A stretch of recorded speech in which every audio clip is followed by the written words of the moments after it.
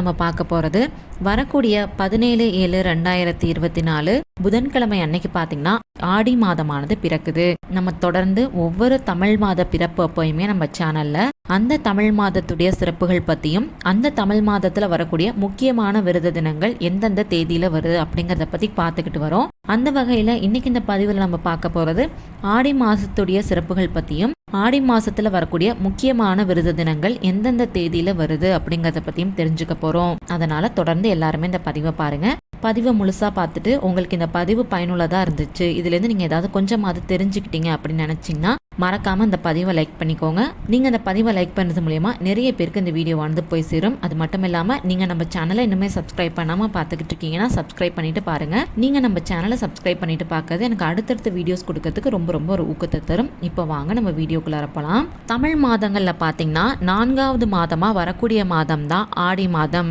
ஆடி மாதம் அப்படிங்கிறது பார்த்தீங்கன்னா சூரிய பகவான் கடக ராசியில பயணத்தை துவங்கக்கூடிய மாதம் தான் இந்த ஆடி மாதம். ஆடி மாதத்துக்கு இன்னொரு பேருமே இருக்கு. ஆடி மாதம் அப்படிங்கிறது பெண் மாதம், அதனால இத கடக மாதம் அப்படின்னு சொல்லுவாங்க.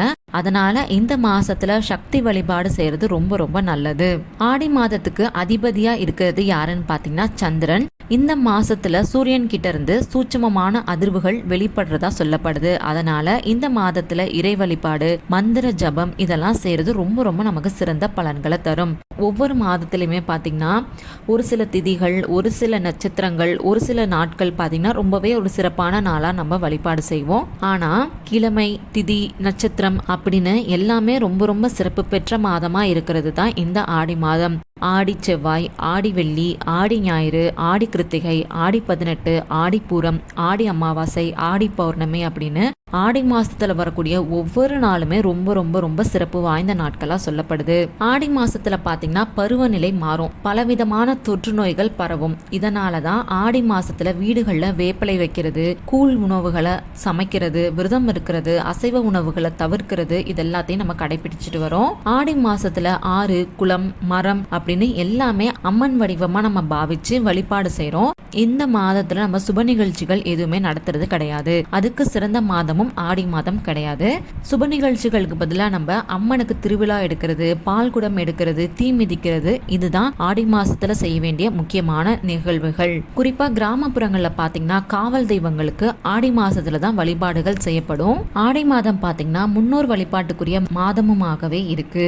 தட்சிணாயன காலம் துவங்கக்கூடிய மாதமும் இந்த ஆடி மாதம் தான். தெய்வத்துடைய அருளையும் பித்ருக்களுடைய ஆசையும் பெறத்துக்கு வழிபாடுகள், பூஜைகள் எல்லாமே நம்ம இந்த மாசத்துல செய்யணும். இந்த ஆடி மாதத்துல தான் தட்சிணாயன காலம் துவங்குது. அப்படிங்கிறதுனால நம்மளுடைய பித்ருக்கள் பித்ருலோகத்திலிருந்து நம்மளை பார்க்கறதுக்காக பூமியை நோக்கி அவங்களுடைய பயணத்தை தொடங்க ஆரம்பிக்கிறாங்க.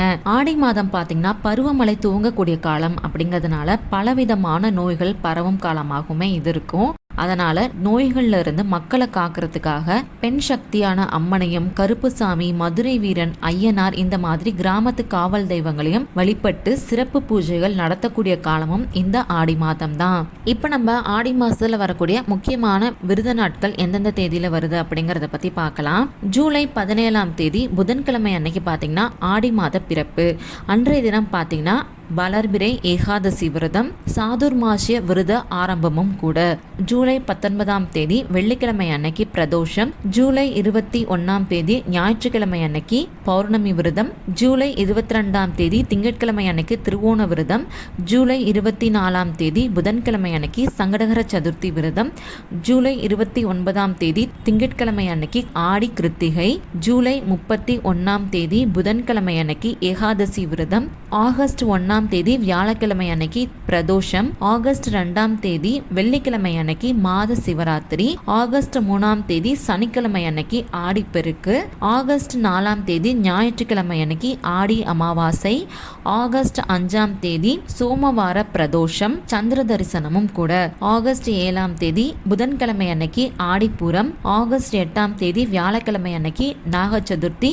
ஆகஸ்ட் 9ஆம் தேதி வெள்ளிக்கிழமை அன்னைக்கு கருட பஞ்சமி மற்றும் நாக பஞ்சமி. ஆகஸ்ட் 10ஆம் தேதி சனிக்கிழமை அன்னைக்கு சஷ்டி விரதம். ஆகஸ்ட் 16ஆம் தேதி வெள்ளிக்கிழமை அன்னைக்கு வரலட்சுமி விரதம், சிம்ம சங்கராந்தி, ஏகாதசி விரதம், விஷ்ணுபதி புண்ணிய காலமும் கூட.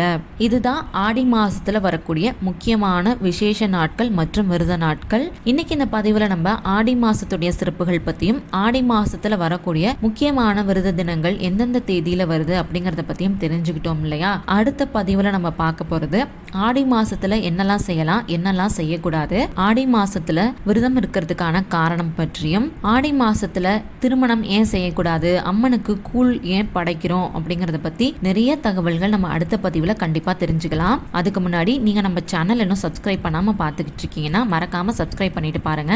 நீங்க நம்ம சேனலை சப்ஸ்கிரைப் பண்ணிட்டு பார்க்கறது எனக்கு அடுத்தடுத்த வீடியோஸ் கொடுக்கறதுக்கு ரொம்ப ரொம்ப ஒரு ஊக்கத்தை தரும். அது மட்டும் இல்லாம உங்களுக்கு இந்த பதிவு பயனுள்ளதா இருந்துச்சு, இதுல இருந்து நீங்க ஏதாவது கொஞ்சமாவது தெரிஞ்சுக்கிட்டீங்க அப்படின்னு நீங்க நினைச்சீங்கன்னா மறக்காம இந்த பதிவை லைக் பண்ணிக்கோங்க. நீங்க இந்த பதிவை லைக் பண்றது மூலியமா நிறைய பேருக்கு இந்த வீடியோவானது போய் சேரும். பாக்குறவங்களுக்கும் இந்த பதிவு ரொம்ப பயனுள்ளதா இருக்கும் இல்லையா. அதனால லைக் பண்ணிக்கோங்க இந்த பதிவை. நன்றி, வணக்கம்.